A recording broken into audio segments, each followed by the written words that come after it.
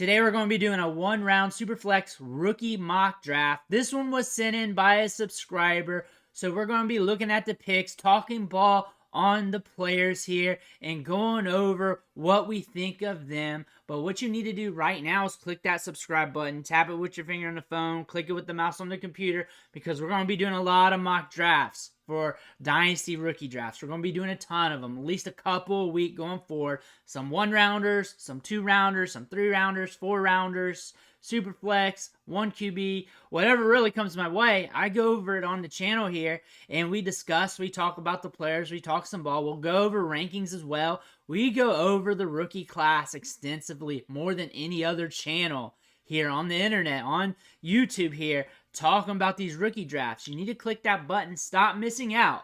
But let's look at this rookie mock draft. It's 2 QB, 1 round, 12-teamer here, sent in from a subscriber. And the first pick is Caleb Williams. Of course, he's the 101. He's locked in there in almost every draft I've seen. I haven't seen Marvin Harrison Jr. at the 101 yet, but Caleb Williams has earned that spot. Impressive career throughout his time at USC and Oklahoma. The back 9 of the season got a little dicey, but he still earned his spot. He's going to be a first rounder. Should be the 101 in the NFL draft. He's definitely coming out. I feel good about that. I talked about it in that one video, but really thinking along his perspective, not a take there. But he is the 101. He's going to hold a lot of value in Superflex. People have been waiting for him to come out for a long time. He was a high-end recruit. Did well at Oklahoma when he came out as well. When he took over and then went over to USC in 2022, looked good. This year looked good in the beginning. Had his moments, though, in the back end, but still, the production was there. 3,600 yards, and we had 30 touchdowns, 42 touchdowns the year prior with 4,500 passing yards, and an adjusted completion percentage of 76%.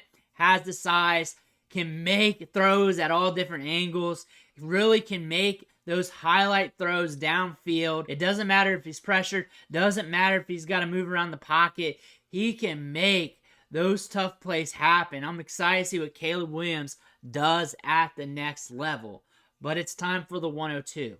And at the 102 in Superflex, there's 2 avenues we usually go. It's either Marvin Harrison Jr. or it's Drake Maye or Jayden Daniels.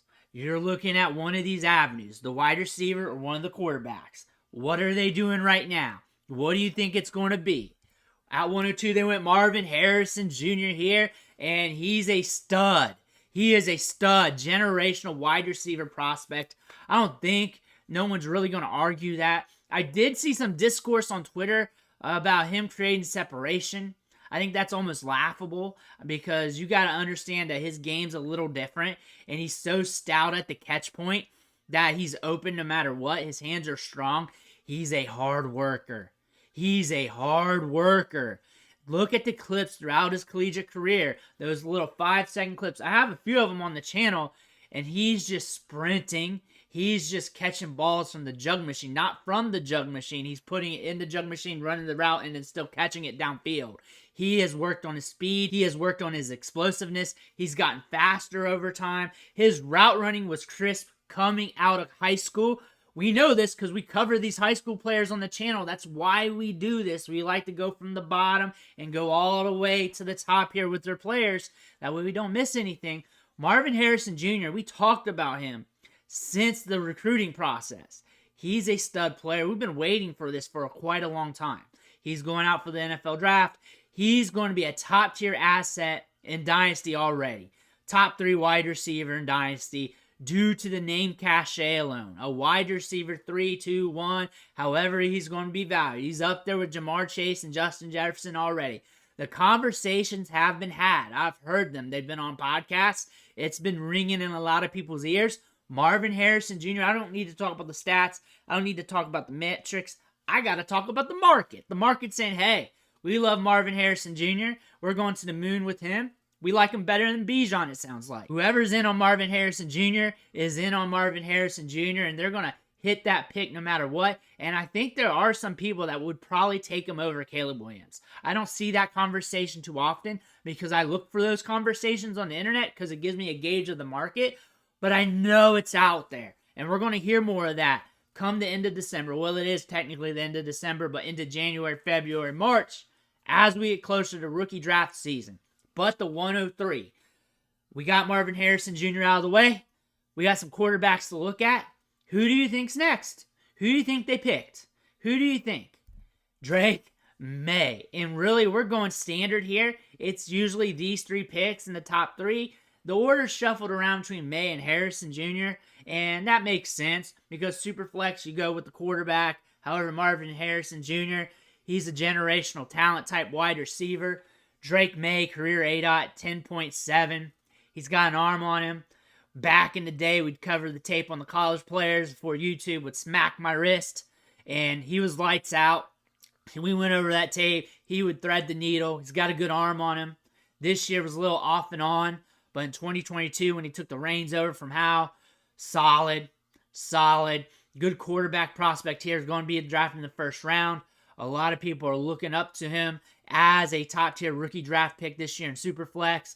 Should be a top 5 to top 10 pick. Probably easy top 5 pick if you're looking for a quarterback here. A lot of people after Drake Maye.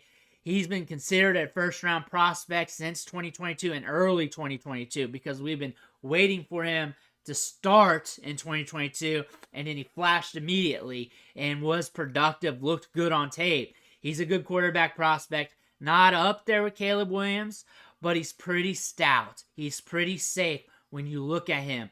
Drake Maye is a quarterback we're going to be looking at top of rookie drafts here in the spring.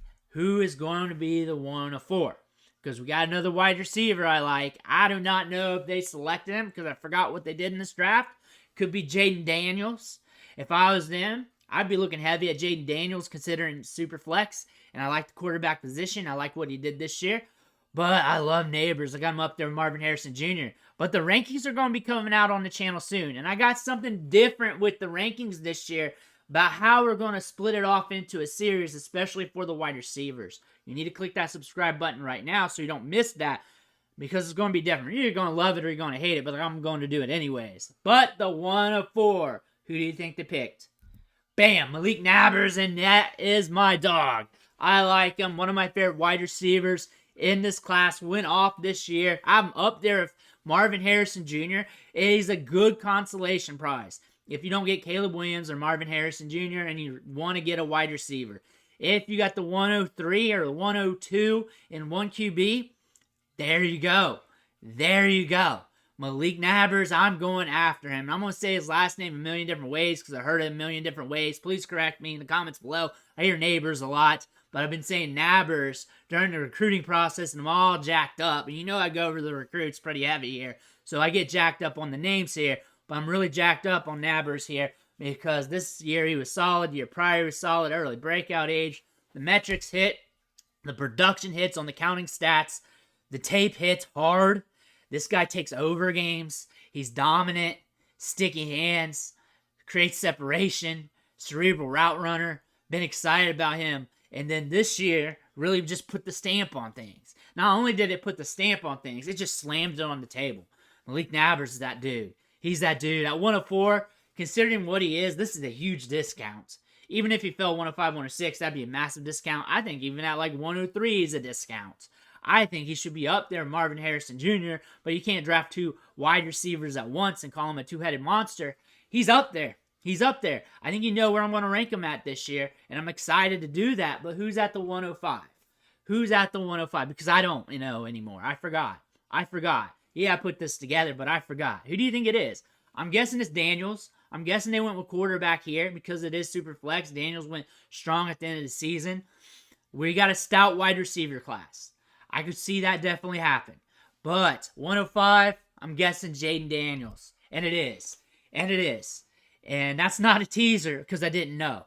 It's just he went off this year, had a strong season, was doing well last year.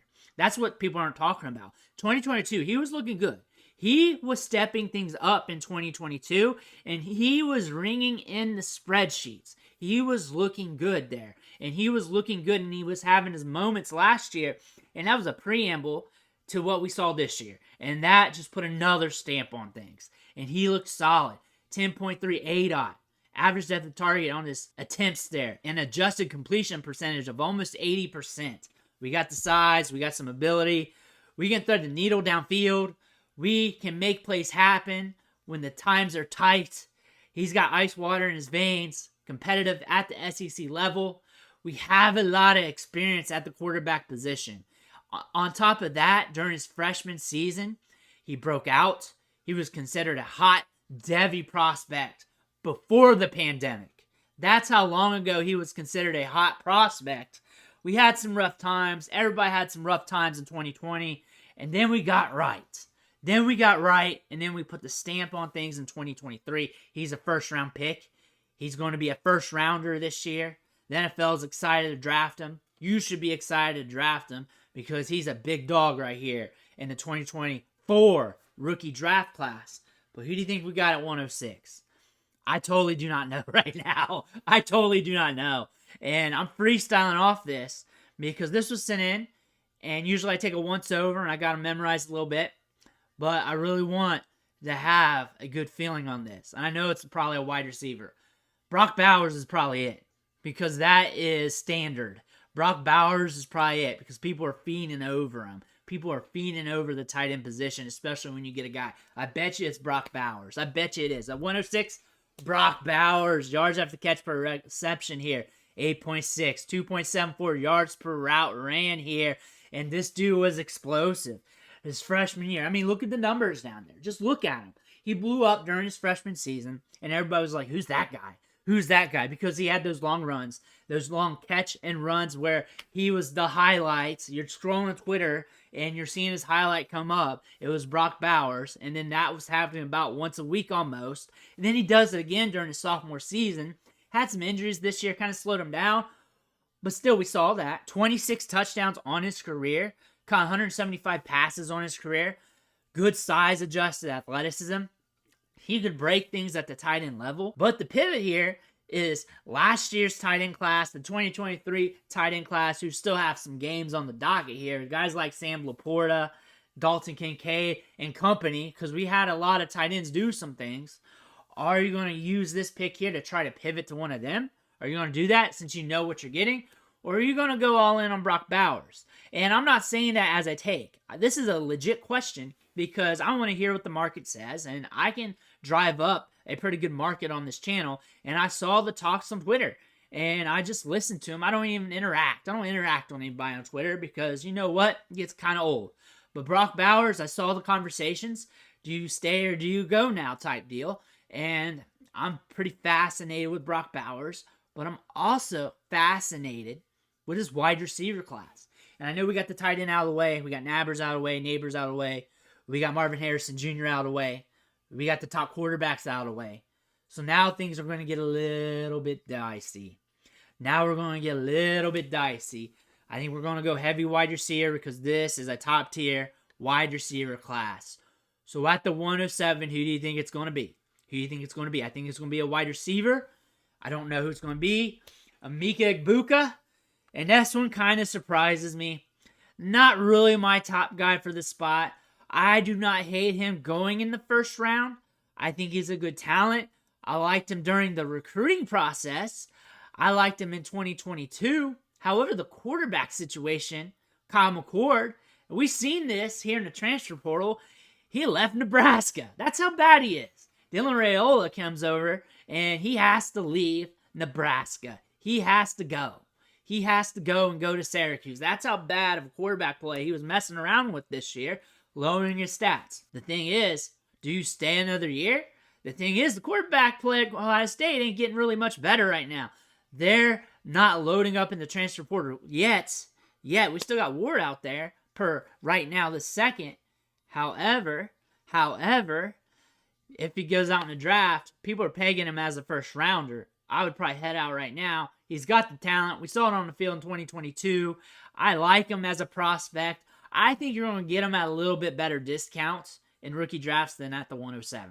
I think you're going to get him a little bit cheaper. We have a good wide receiver class here. Some of these guys are going to rise the ranks. Some of these guys who are not even listed in today's video are going to rise the ranks. We're going to get a couple sneaky running backs. Maybe one or two of them go in the second round, and they go to a sneaky spot. That always happens, and they rise the ranks. Sometimes there have been years where a 4th-round running back sneaks into like the 112, 110 range, and we do not do that, but the market does, and that pushes down a player like this. 1st-round wide receiver, more than likely. He's being pegged there right now.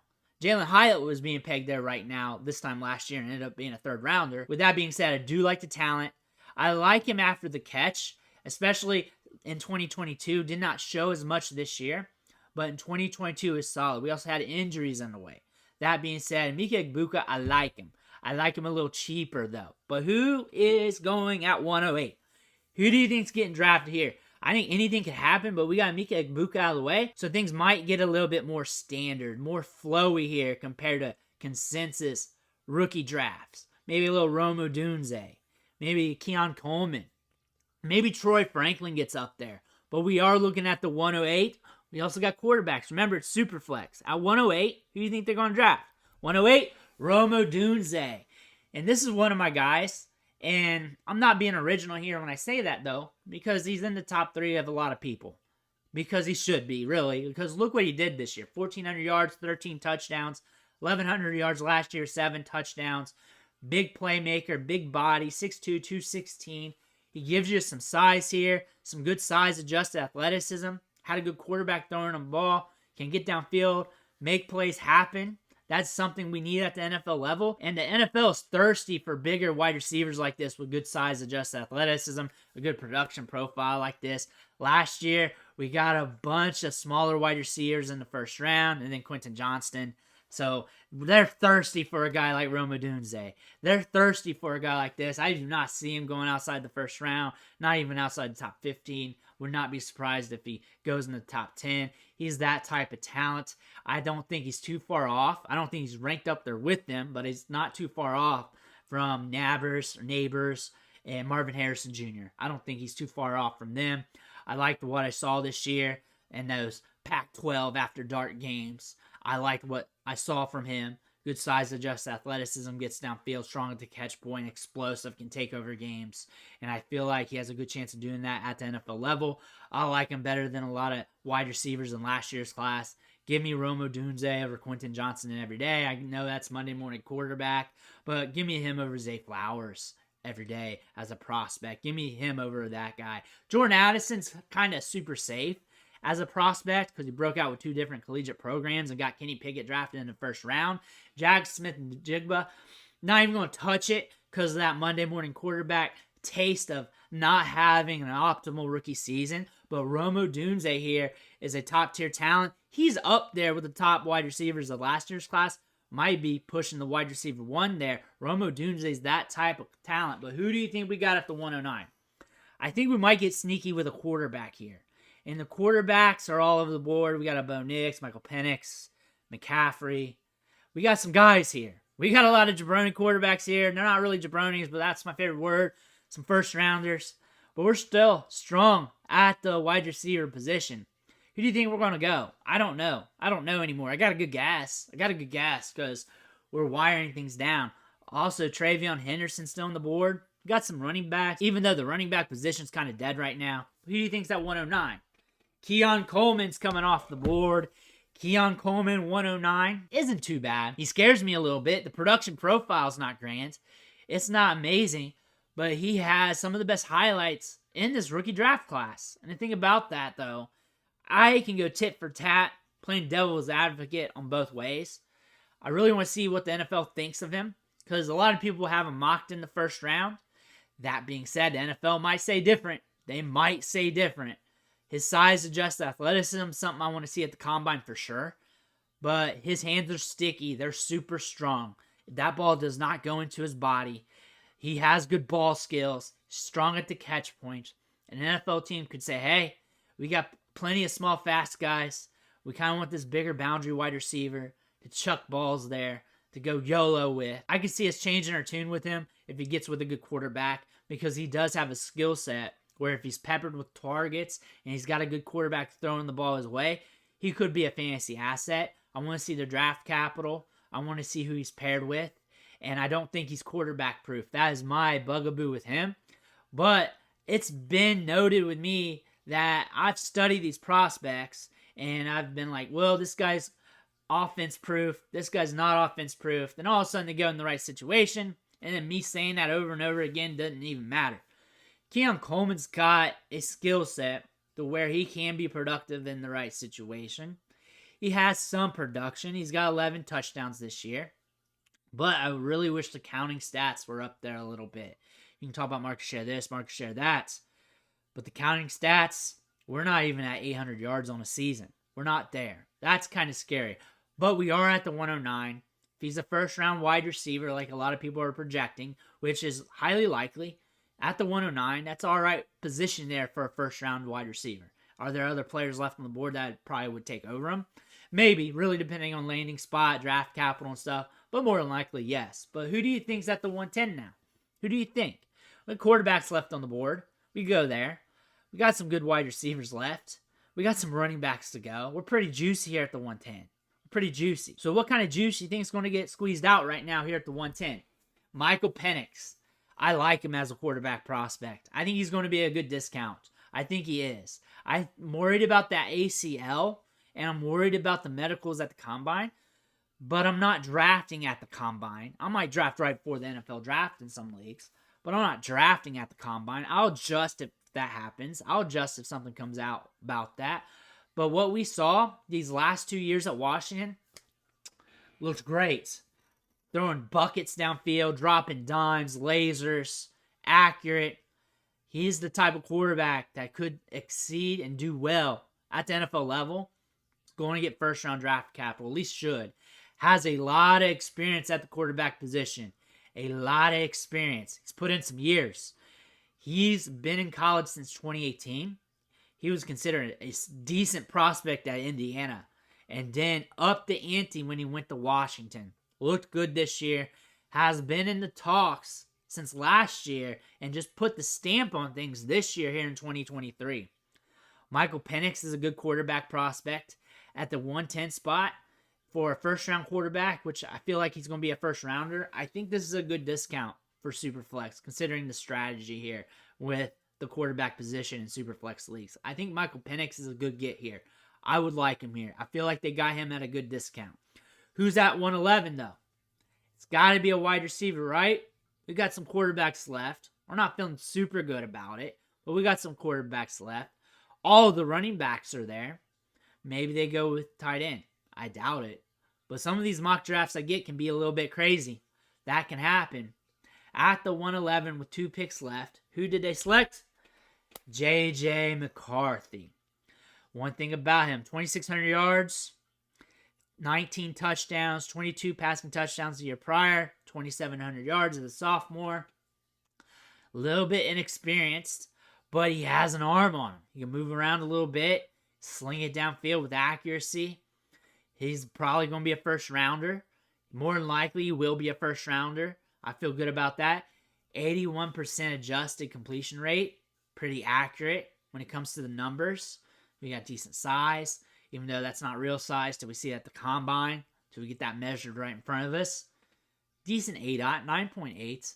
Lower volume passing game at Michigan. We know that. That's not a tricky thing there. We know that about Michigan. How well are they developing quarterbacks at the NFL level? That's one thing I want to hear. I want to see. I want to see what J.J. McCarthy is going to look like when we get to the combine and pro days. I feel like his stock's going to rise. I feel like he's going to be a big stock riser come January, February, or March. When everyone's bored and don't have anything to do, I think they're going to pump him up a lot. I feel that. I feel that stock's going to rise immensely this offseason, and that's going to boost his draft capital. That's going to boost him up somewhere in the first round.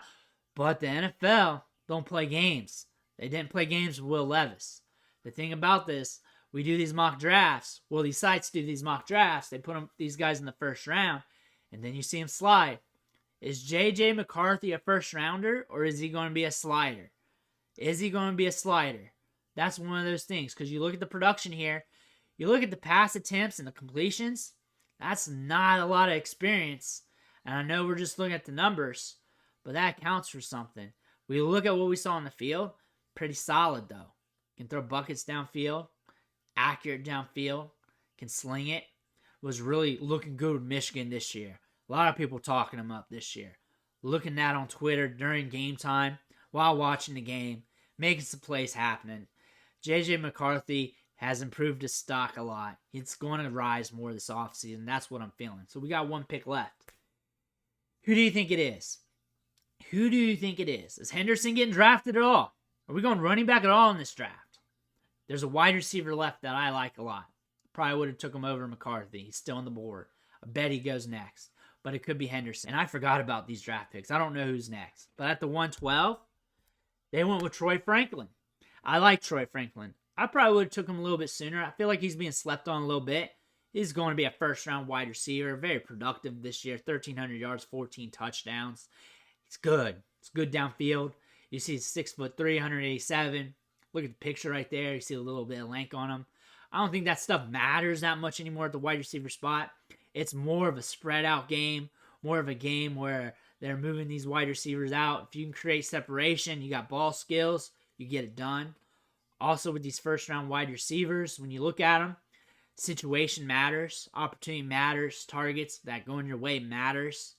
Him being a first-rounder in the NFL draft, him going at 112 here, that's a good discount.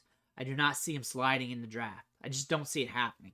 I feel like these NFL teams, they're going to be feasting for wide receivers. They know it's going to be a high-level wide receiver group coming out, a deep group, and they're going to go off with the wide receiver position because the passing game matters. It does. Troy Franklin's not going to slide in the draft. I feel good about him. He's a playmaker. He can make plays downfield. He can stretch the field a little bit, and if it's contested, he can bring it on home.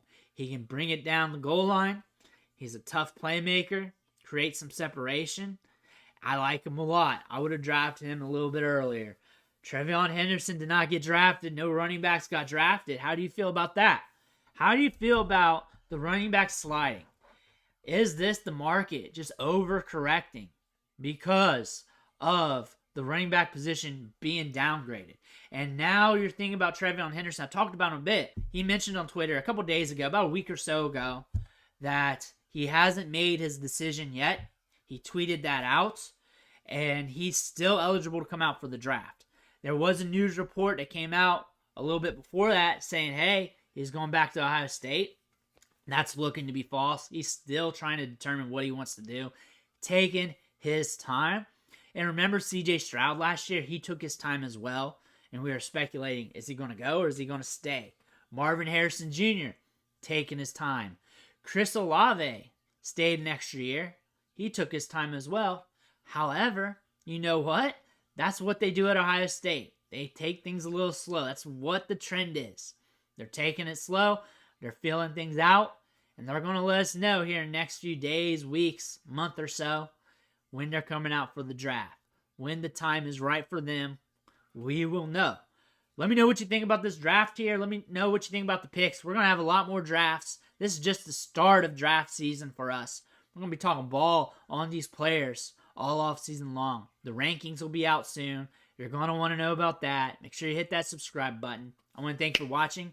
Catch you on the next video.